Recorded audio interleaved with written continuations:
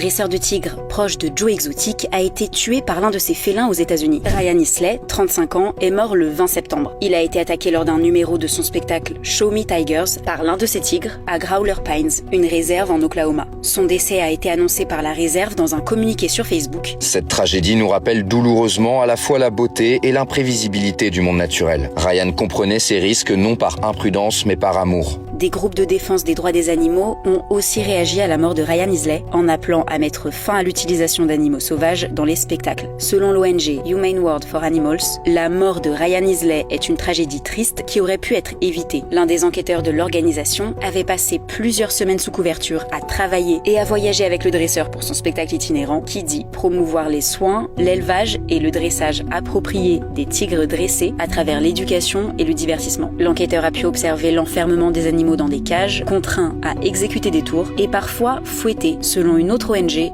PETA. Le dresseur avait obtenu ses tigres auprès de Joseph Maldonado, plus connu sous le nom de Joe Exotic, et de Bhagavan Hentel, tous deux apparus dans la série Netflix Tiger King. Plusieurs attaques ont déjà été perpétrées par des félins en captivité, notamment une attaque mortelle d'un tigre sur un gardien de zoo à Palm Beach en 2016 et une autre par un lion dans un refuge animalier au nord de la Californie en 2013.